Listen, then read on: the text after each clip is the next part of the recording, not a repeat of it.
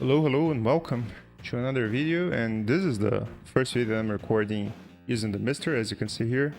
And today we will be playing Road Rash 2. This is the patched version where they have introduced some additional options here. These are mostly for multiplayer. You can show the FPS if you want, and there's also some patches that allow the game to run a bit faster and less choppy than it does originally. All the 3 Road Rashes that are on the Mega Drive or the Genesis, I think this is the best one in my estimation. So this is the one that we'll be using today for the video theme of the day, which is esports. Was a mistake in my opinion, and I will talk about that, right? And hopefully we'll come to some common ground by the end. So well, before we start talking about esports proper, I guess it's only fair that we cover how it was before esports was everywhere, right? So now this, there you go. The game is so fluid now with this FPS patch. It's so cool. So before we had esports as they are today, it's not like there wasn't competitive gaming at all. There was, but it was a lot more local, you know? And so maybe there would be a LAN house or internet cafe or a general gathering close to your home, and people would just go in there and do some sort of competition with like Quake or Ultima, the Unreal was a very popular game at that, and then Counter-Strike, of course, and StarCraft was really big, both in the US and majorly in Korea as well. And so it was not like there wasn't competitive gaming, there absolutely was, but it wasn't like this complete business that we see these days. People are signing millionaire contracts to go ahead and play for some org or something like that. Oh, the guy fell as well, all right. And I mean, if it was just making the competition wider in terms of like you being able to compete with everyone around the world, that would be fine enough. But the thing is that with esports prominence, a lot of other things came along with it that I think made gaming as a whole a bit worse. And man, I think the bike's exploding. It is. All right, no matter.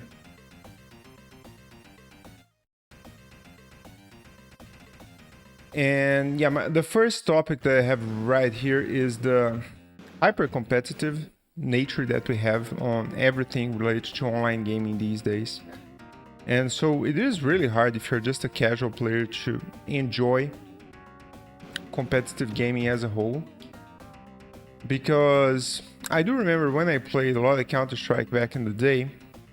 Oh, first I played it on a LAN house close to my house. I have a video on that sometime later. But after I had broadband at home, I would connect, and there were the server browsers that you could go there. I don't know if maybe there was Steam already. It was early days for Steam. I think it's 2004 or something like that. Oh, I got a chain, nice. And so you'd be able to go into the server browser and just like select any random server that you like, maybe from the map name that they were using, or maybe from someone that you knew on the server. And you just connect and play some matches with everyone and have a good time generally. And if people were cheating or if there were people that were way better than you could just disconnect, and that was fine as well. And so it was a very chill experience, you know. I have very good memories of just connecting to random servers that I saw on the server browser, and they would have these crazy map packs or mod packs, or sometimes some custom sounds that would happen if you like killed someone with a knife or if you killed several people in a row. It'd be really fun. I remember this match that was in a Pac-Man like map, and I got to be the last person on my team against someone else on the other team. On the other team, it was a 1-on-1. After a couple rounds, I had been playing the server, right? And then all of a sudden, the server just took both our weapons, so we were left with a knife. And tonight, I'm fucking you. I don't know the name of the song. I think it's that. By Ricky Martin started playing. And then some disco lights on the whole map. That was like really cool. And then I fought the guy. I don't remember if I won or lost. Possibly I lost. But like just having the... Jesus Christ, this guy was so dirty, man. He did a low kick on the bike and just threw me off. Alright. How does he do that? Oh, it's down and C. Okay. Alright. Now I know. And as we moved off of that into more like organized competitive gaming, it's really hard and hard to find that anywhere these days. And so, sure, there's still the server browser in Counter-Strike Go or Counter-Strike Go 2. I don't know, probably, right? I don't have that installed anymore. But the majority of people just connect on the regular ranked matches or the casual matches that are the official servers and play there. And yeah, 4th place. All right, that's fine. We have these nice animations here on Road Rash, and then some trash talk. We go to Hawaii now. Now, people sometimes they don't like the music here in Road Rash. I quite like it. It is an acquired taste, to be sure. It's not necessarily good, it's different, but I like it. And so as we move to more and more organized gaming online with like rankings and ranked modes and metas being formed and all that, it seems like the fun out of the competition has been taken more and more and more. For example, one of the competitive games I have played lately-ish was, of course, Counter-Strike, but I don't play Counter-Strike seriously anymore. I played a lot of Dota, and I saw the transition with Dota firsthand, as it went from like this casual map that you would boot up in Warcraft 3 and just play it, so just this mod map, and then that becoming... Like, Dota was just another mod, right? You sometimes would go and connect and play Dota, other times it would be some tower defense, other times it would be a completely random map that you would find on some server on the server browser. So it was really refreshing to have that as an option, you know? And as we moved to Dota 2, that started, well, that completely disappeared. I know that Valve, after a while there, they patched in the possibility of you inserting your own custom map in Dota. Jesus Christ, this guy is so aggressive. Alright, get screwed, man. But otherwise, it became really try hard. And of course, in Rocket League, I started playing Rocket League, I think 2 years ago or something like that. And also Apex Legends goes into that bucket as well. Like all the games that really came to be once this whole esports culture was already in place, they are just like super try hard. Everybody just connects and wants you to win at all costs, and there's an accepted meta, and if you're out of the meta, people berate you in voice comms. And if you lose a match, everybody's gonna be mad, and you know, it is a very different type of experience than what we used to have back in the day. This also affected the game design like majorly. So if you consider how what a developer would have in mind when they were making a game back in the day, for the most part they just wanted to make a fun game that would be popular, right? And so this goes hand in hand with microtransactions and DLC and game and battle passes and all that. But this is a different topic altogether. But today the expectation is that if you're putting out an online game, you gotta have a ranked match, you gotta have ranks that you keep for everyone, and you organize your players into ranked matchmaking. And the expectation is that everybody's gonna just do their best and try and get into the mouse wheel of always trying to grind their level up and up and up.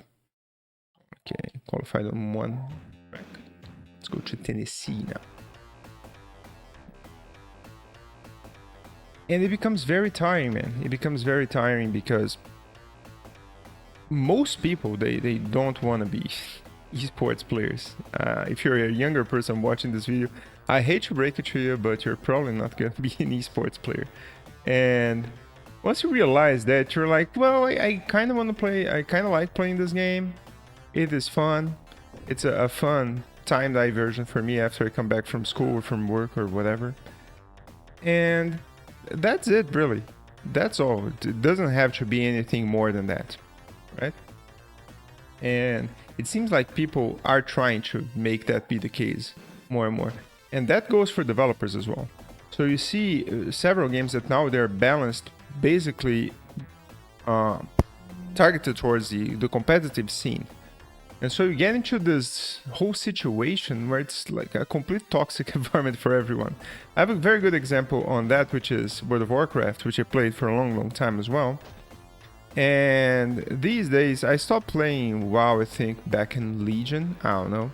I think that was my last expansion, if I'm not mistaken. But even back then, what would happen was that the raids would be put out for the competitive players, so it would be really hard, especially on the highest difficulty. So they couldn't just blast through the difficulty, through the hardest difficulty raid, and then Jesus Christ. And then inevitably, since most of the player base is not that good, then what they would do is just nerf the raid after a while, so it would make it more doable for everyone else that wasn't the competitive guilds. And if you go into a pug, for example, everybody kind of expects you to know how to do the raid and know how everything works. You can't just like show up in there and, hey, let's see how this goes. No. You gotta look into the journal. You're probably gonna have to install some add-ons, that's for sure. You're gonna have to watch some YouTube videos to see what's going on in there. And if you're not doing well on the first pull, well, man, you're probably gonna get dropped pretty soon. And so it becomes a stressful experience where you just connect to the game and you're trying to have fun, but you can't. You have to study the game, and you go in there and try your hardest, because if you don't, people are going to kick you out. And you may say, well, that's just a ball problem. Not really. If you go into Rocket League, I think the highest I got to is Platinum, which is like not that good. And once I got past Gold and Silver, whereby people are mostly getting to grips with controlling the car and getting a hang of the ball touch and everything. But after that, these first place are just so aggressive, man. Alright, there we go. Once we dispose of this P1, it's way easier. But after you go up a certain rank in Rocket League, this becomes a super try-hard mode where everybody's just doing this crazy flights, controlling the ball in midair and just throwing the ball into your goal, and you're like, Jesus Christ, man, I just want to have fun in here. And so you think, well, I know, if I can't play these guys, all I gotta do is just go into casual and then I'll play random players, right? And that's where you're wrong, because what actually happens is that people that are in the casual matchmaking, for the most part, they're just there to farm everyone else. And so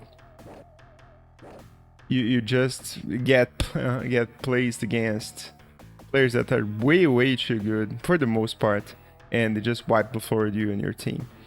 And if you have friends that are trying to introduce you to the game, which happened to me, like a couple friends, I was like, hey, do you wanna... I'm getting hit here. Who's on it? Hey, do you wanna play some Rocket League with me? This is a really fun game. Cars, and you control the ball and everything. And they get in there and you think, well, since they don't know how to play the game, I guess I'll start playing casual with them, right? And what happens? You get some crazy players that are way too good at the game, and they destroy your friends, and they're like, man, this game is just too hard, I can't have fun here. Like, no, let's try ranked. But hey, you already upped your account in ranked, right? So I was already platinum, which is not the greatest, but it's not nothing either. And so I get placed with my friends that are playing their second or third game ever against people that are on my level. And effectively we're playing like, Jesus Christ, man, stop. We're playing 3 against 1 at this point. And then we lose. And we lose, and they just give up playing the game. And can I blame them? Not really. And we can go to several other games and it's gonna be the same thing, like Apex Legends. something similar happened, whereby there's more like in terms of cheating there, I think, and yeah, just people generally doing some crazy shots and strategies and everything, and generally being like really try hard, and you just drop somewhere and you're starting to search for your guns, and then people are just coming at you with like level 3s or whatever. You're like, god damn it, man, can't I just have fun for 1 second?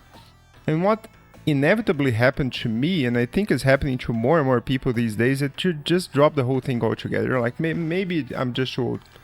Maybe I'm just too old for this shit. Like these younger guys are playing the ranked matchmaking. They have hours upon hours on their hands to play the game, and I don't. And I guess I'll just like play some single player games because it's more my speed. And not by accident, I'm also defaulting to playing retro games a whole lot more these days because, well, I mean, it is really easy, right? I'm sitting down here, I'm talking to you guys, I'm playing Road Rash. No one is connecting to my game and they have like 5,000 ranking and they're just destroying me, or they're clipping through the walls and beating me in 10 seconds. And so, yeah, is it chill? Very much so. Is it cowardice on my end that I'm not like ready to face the true players? Well, maybe, but it's just a game at the end of the day, you know. Like once you get older, Jesus Christ, I tried breaking the bike, but it wasn't fast enough. Once you get older and you get more achievements in life, you do realize that, oh, I was so close to. Right, 30 is still good enough. I did qualify. Do I have money for another bike? I wonder. Let's see. I have 5,300 here. I can buy this 500. 6,500. 6,000. How about the nitro class? Yeah, these are way too expensive. Let's try the blue bike. Oh, I can. Oh, I don't even lose money. Alright. Okay, so you basically just upgrade whenever you can. Alright. Good to know. Good to know. I have a blue bike.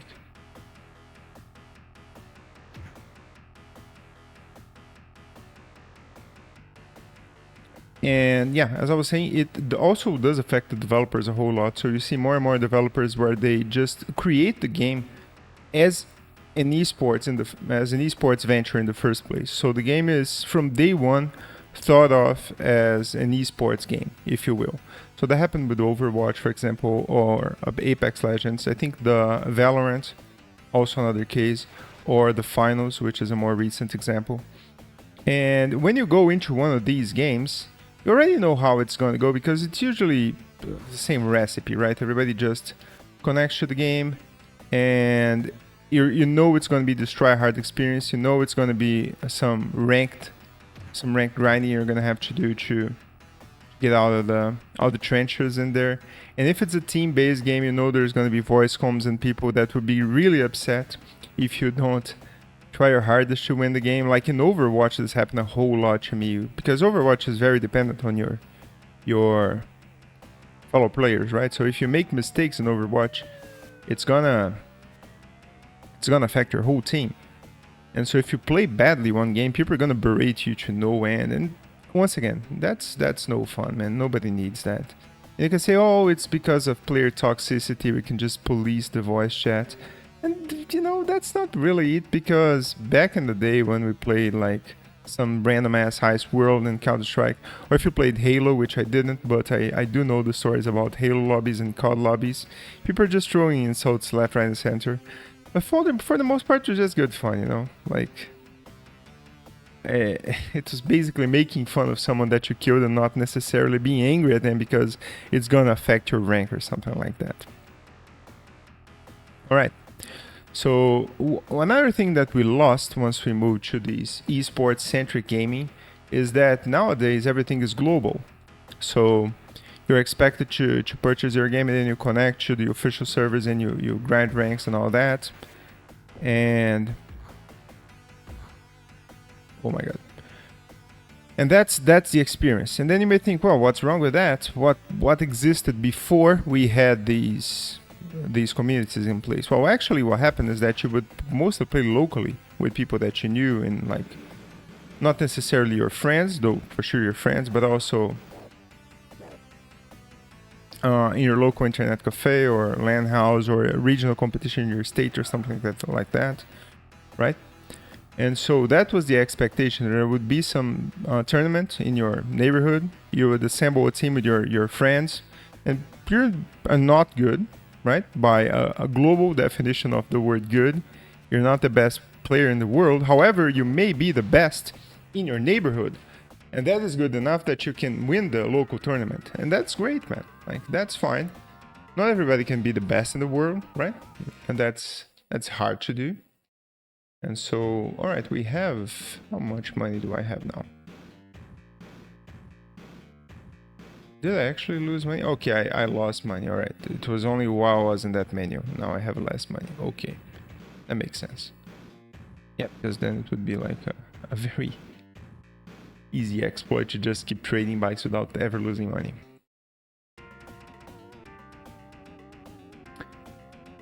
And there, I have another video on this, which is the accepting being average video. If you haven't watched that, it's in the Ramblings playlist, which is where this video is assigned to as well. Oh my god. And after a while, you do realize that you can't be the best in everything. I mean, it's really obvious when you think about that, but it's also something that we have to realize as we grow up.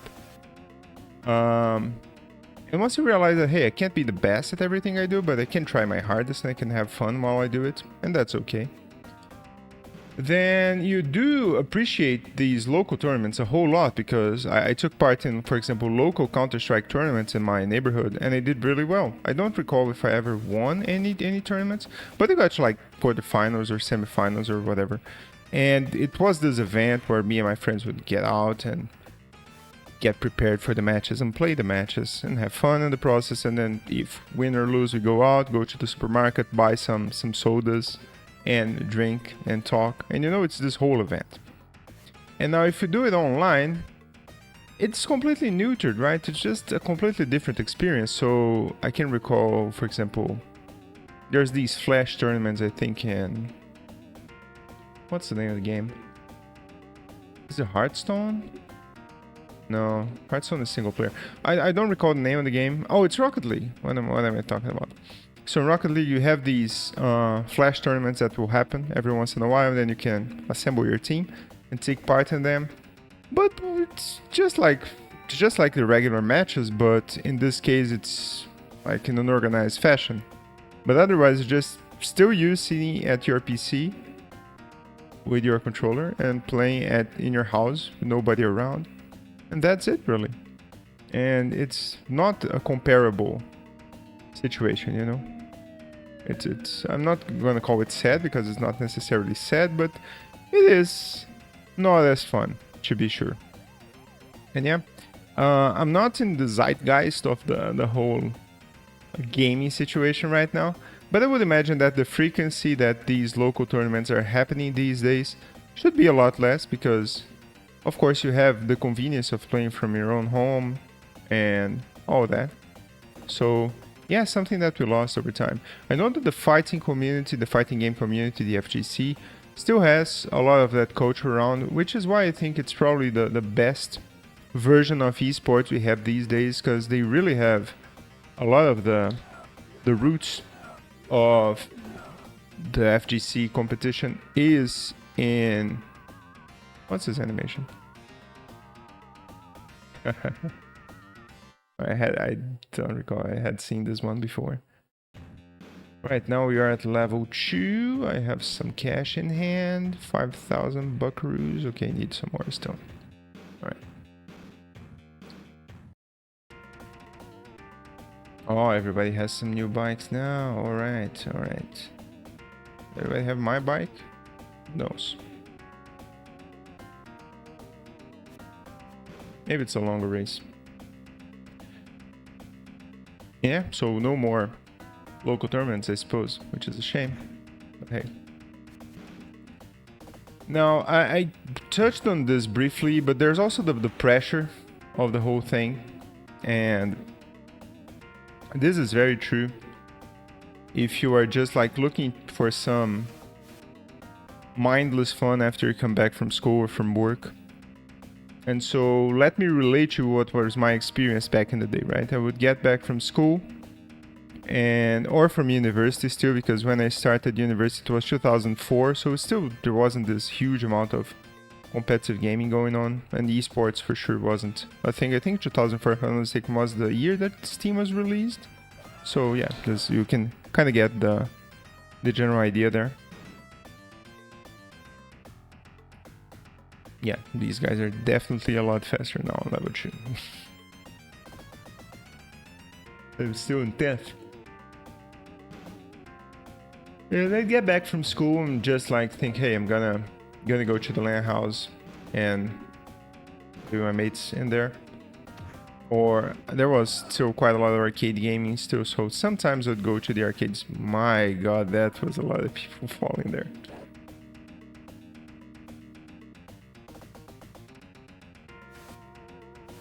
And generally that was the situation, right?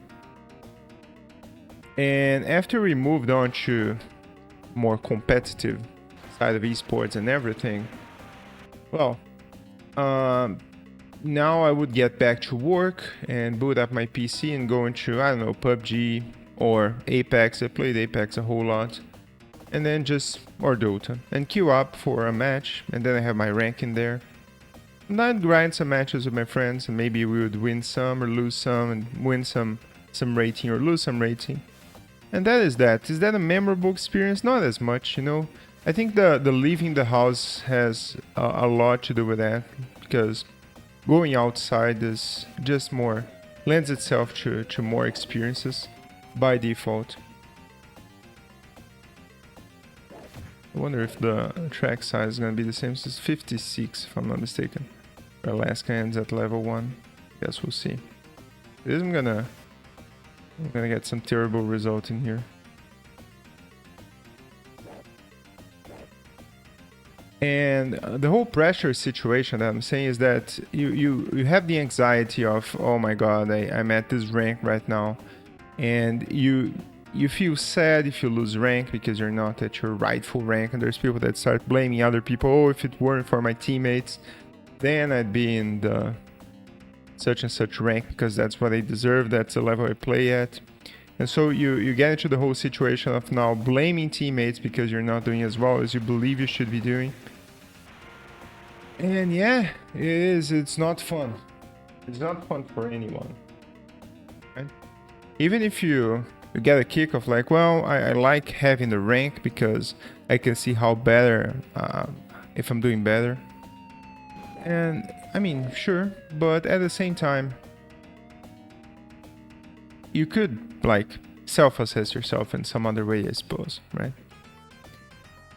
Let's change gears. Jesus Christ, that was so fast. The switch of direction there. Let's talk about the whole commercialization and how that affects game design in a way as well. Because things being esports, now next thing you know, you gotta have tournaments and you gotta have prizes and you gotta fund those prizes in some way, shape or form.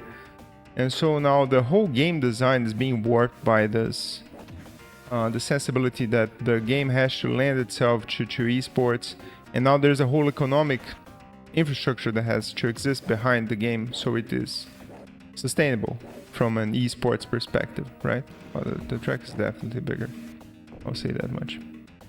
79, alright.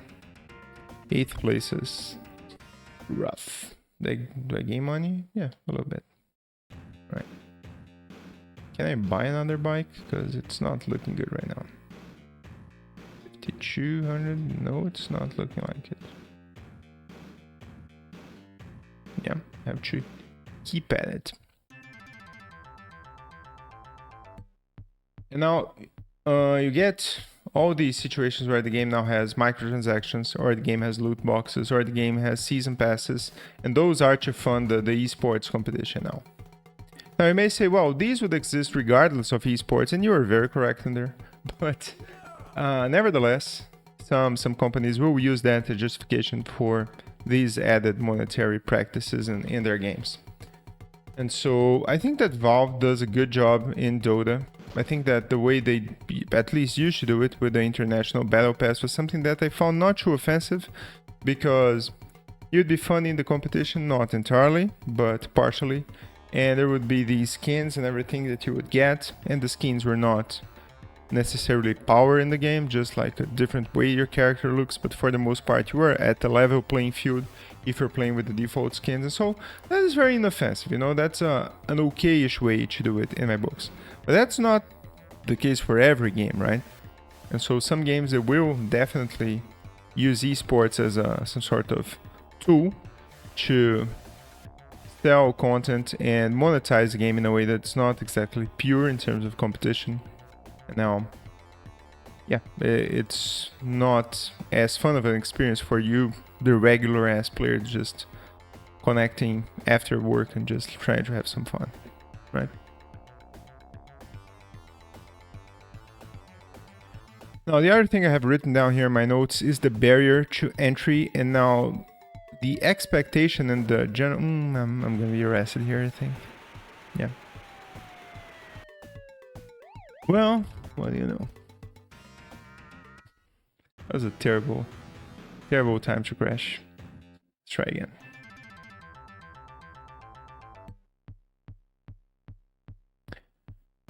Now, once the game gets try-hard enough, what happens is that the whole community itself warps around the esports situation. And so there's a minimum level of skill that you have to attain to even have fun in the game anymore.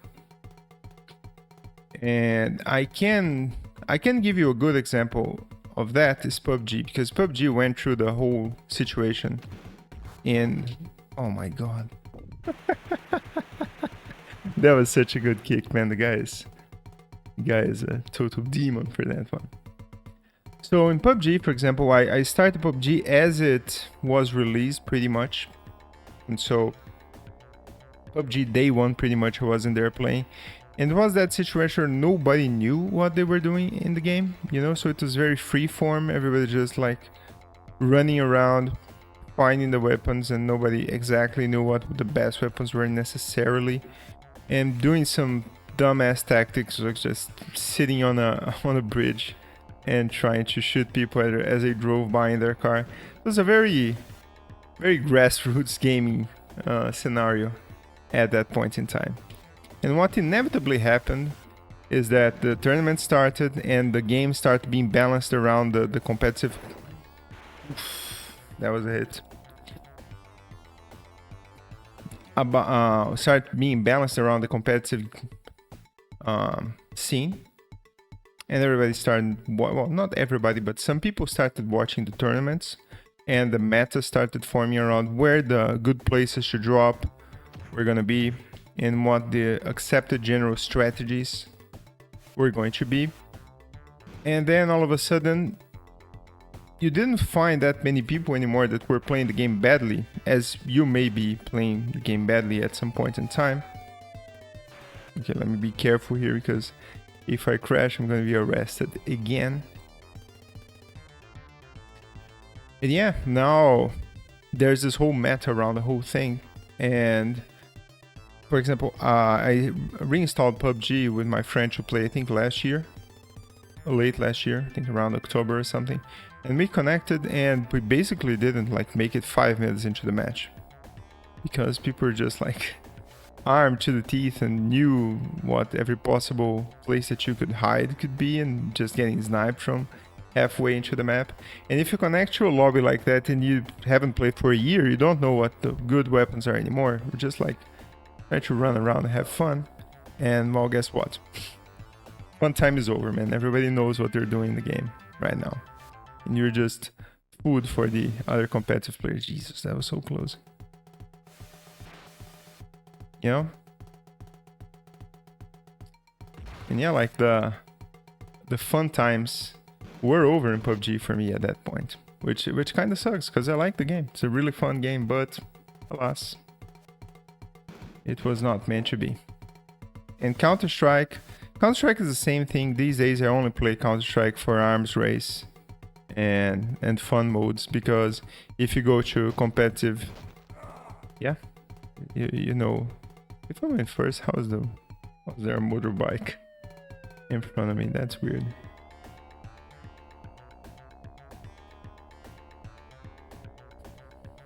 Now, I can point out to the media coverage as well, because you see a lot of articles these days being published about prizes and about esports organizations and hirings and Twitch streams being completely centered around esports. And this is natural. I think it's something that would inevitably happen as it got more and more popular.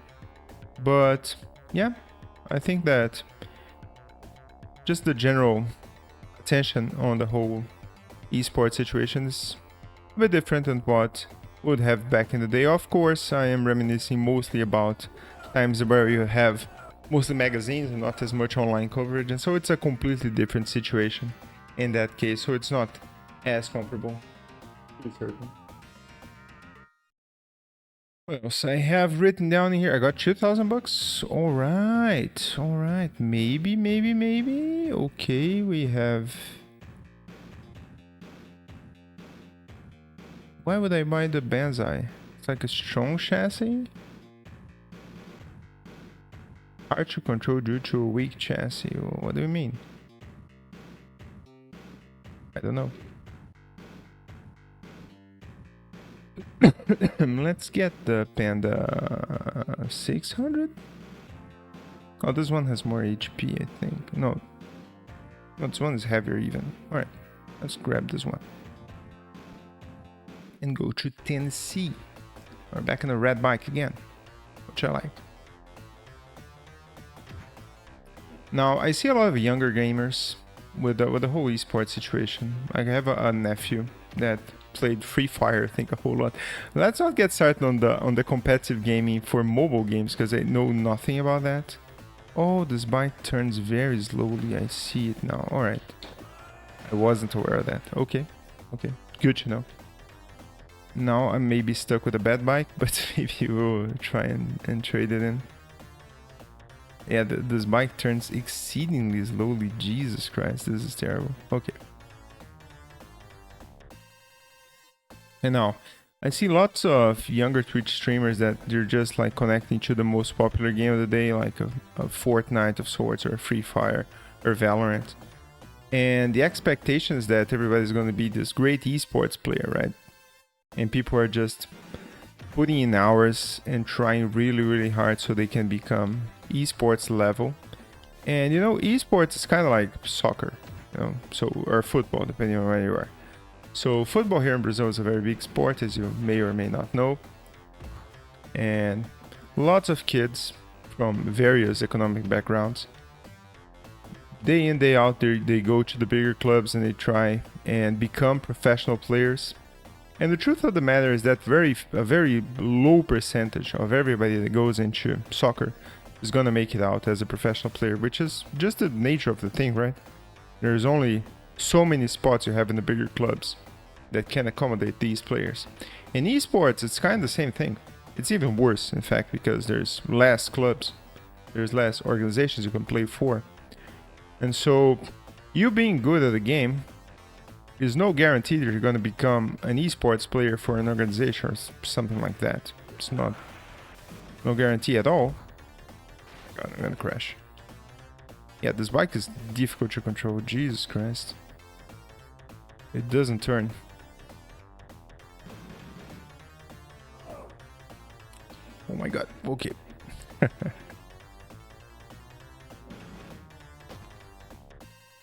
And yeah, I think the whole situation is just like, it's not good.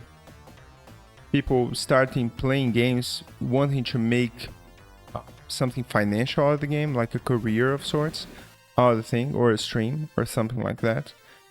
And then people that are playing casually, maybe on the same team, and then you're being berated because you're not playing well enough and you're making life difficult for someone that want to go into esports. Or you may say, well, you're not going to be placed in the same lobby, and that may be true, yeah. But you know, I think it's this false hope for most people that they're like, wow, if I play really well, I'm going to become an esports player. I don't know, man. Probably not realistic, you know. Probably not what's going to happen. Hate to break it to you, but it is true. It is indeed true. Where's the... Jesus Christ. Almost got busted there. And yeah, now we come to the... My god, stop. Gotta stop in the middle of the road. And we think here now, well, my premise here is that esports did more bad than good for gaming. And is that true? I guess it depends on your perspective, right? I mean, to me, of course I'm making a video, so to me it's obviously true, but I think I kind of reminisce on days where like playing a game was more for fun and less for the competition side of it all. Okay, can I trade in this bike? Because this bike is really rough. Oh, I need $1,000. Yeah, that sucks. Alright. Let's keep at it for one more race.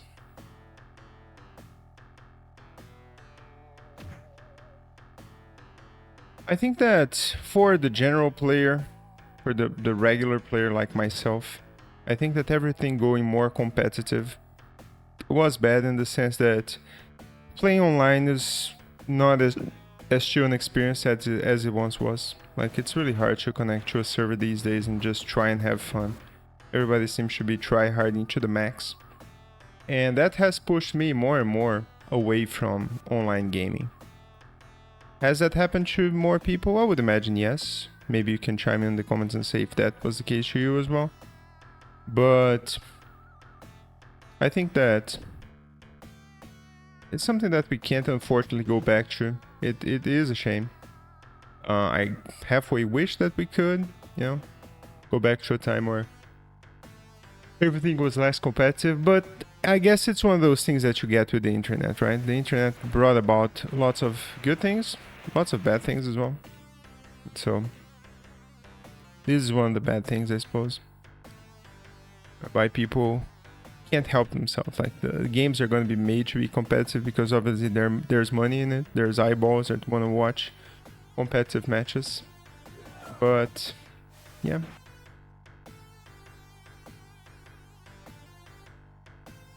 Were you back there? Were you back then when we were playing like Counter-Strike and LAN houses and not knowing any better? I mean, to me those were fun times, but maybe you prefer how it is these days. I don't know.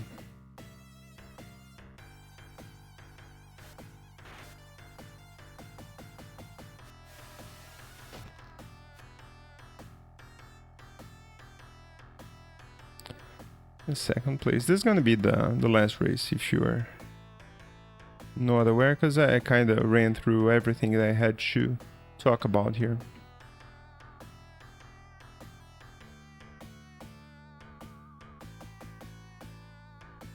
I'm gonna be honest, these days I mostly don't even use Twitch anymore. It's mostly due to the ads, which I'll talk about in a future video. I think that the ads on Twitch have gone way overboard than what anyone could accept. But also, like, there's so many streams that are focused on the competitive aspect of games. Like, you really have to pick and choose what you watch these days, because everything seems way too hyper. One streamer that does stream competitive and I do like is Dr. Disrespect, but that's mostly for the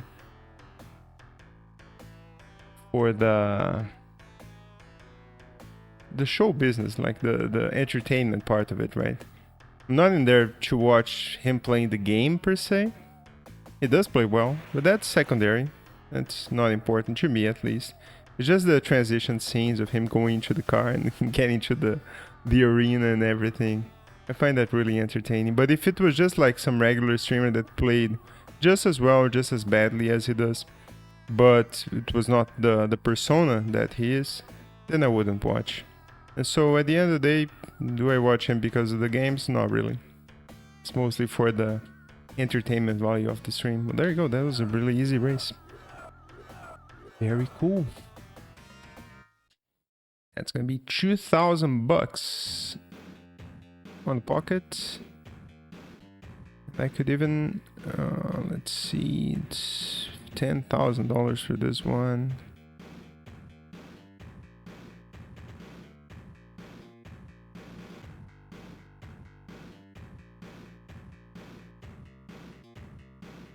There's this one. I think there's an argument here for not buying this one and actually saving up for the nitro, which is what, 6,500 against 8,500. Yeah, that would be one additional race and then buying this one. So yeah, probably a good idea here. But yeah, as for this video, I'm basically done. So hopefully you guys enjoyed this ranting on esports and the whole thing. It was not as focused of a video, I suppose, but it was still really fun. Playing Road Rash is always a good time, right? So yeah, thanks for watching. I'll see you guys in the next one. Bye bye.